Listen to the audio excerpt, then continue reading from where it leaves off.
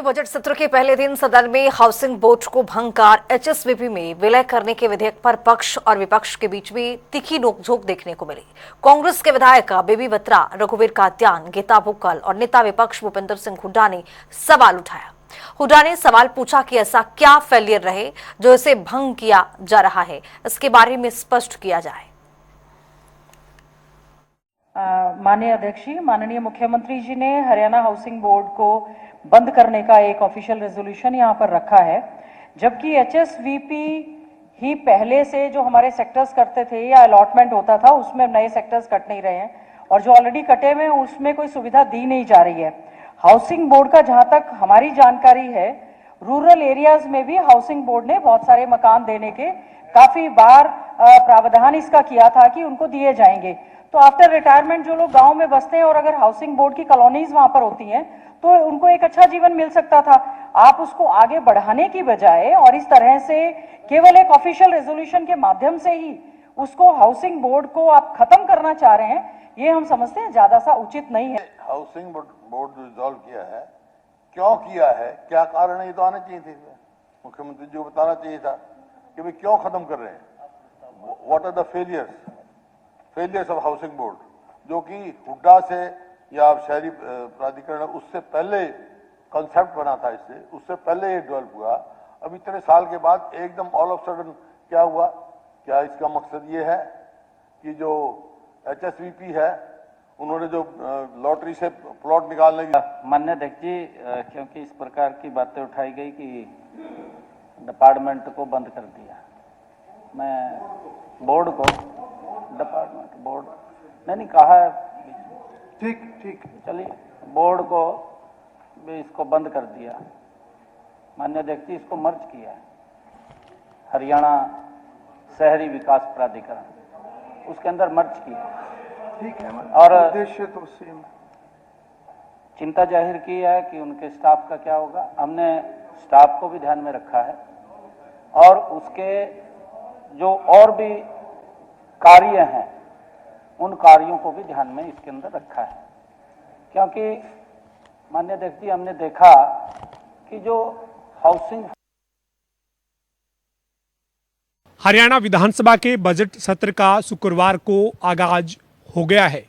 Budget सत्र की पहले दिन की कार्रवाई राष्ट्रीय गीत के साथ शुरू हुई और इसके बाद सदन में हरियाणा के राज्यपाल प्रोफेसर असीम कुमार घोष ने अपना अभिभाषण रखा। आज की कार्रवाई में करीब 32 मिनट के अपने संबोधन के दौरान हरियाणा के राज्यपाल प्रोफेसर असीम कुमार घोष ने हरियाणा सरकार की जो पिछले 11 साल की उपलब्धियां हैं और आगामी जो सरकार के विजन है उनको सदन में रखा है। इसके साथ ही हरियाणा के राज्यपाल ने अपने अभिभाषण में कहा कि विकसित हरियाणा की तरफ हरियाणा आगे बढ़ रहा है और प्रदेश की जो मौजूदा सरकार है वो बीते 11 साल से लगातार कई फैसले प्रदेश के हित में ले चुकी है। राज्यपाल ने अपने संबोधन में कहा कि हरियाणा के मौजूदा मुख्यमंत्री और इससे पूर्व के मुख्यमंत्री ने लगातार प्रदेश को विभिन्न क्षेत्रों में तरक्की को आगे बढ़ाया है और अब हरियाणा जो है वो विकसित हरियाणा की तरफ आगे बढ़ रहा है। बजट सत्र के पहले दिन की कार्रवाई में राज्यपाल के अभिभाषण के बाद सदन की कार्रवाई को कुछ देर के लिए स्थगित किया गया और इसके बाद सदन में शोक प्रस्ताव रखे गए।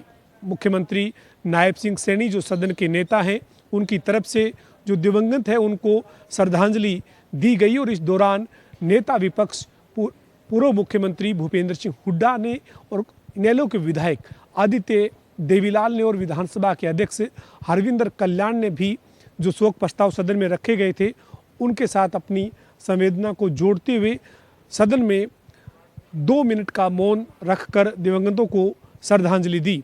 सदन की जो पहले दिन की कार्रवाई है उसमें राज्यपाल के अभिभाषण के बाद शोक प्रस्ताव रखे गए और इसके साथ ही एक सरकारी संकल्प भी हरियाणा के मुख्यमंत्री नायब सिंह सैनी की तरफ से सदन के पटल पर रखा गया, जिसमें हरियाणा में जो हाउसिंग बोर्ड विभाग है उस विभाग को हरियाणा शहरी विकास प्राधिकरण में विलय करने की जानकारी थी।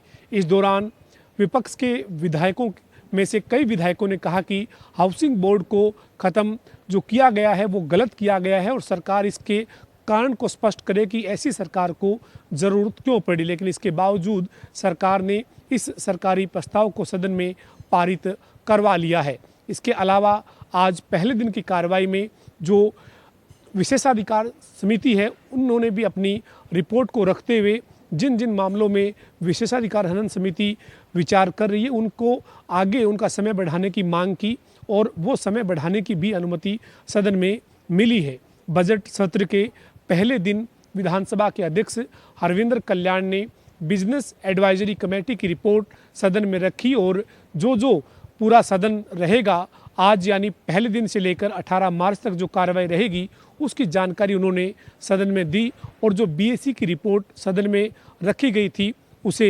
स्वीकार किया गया है।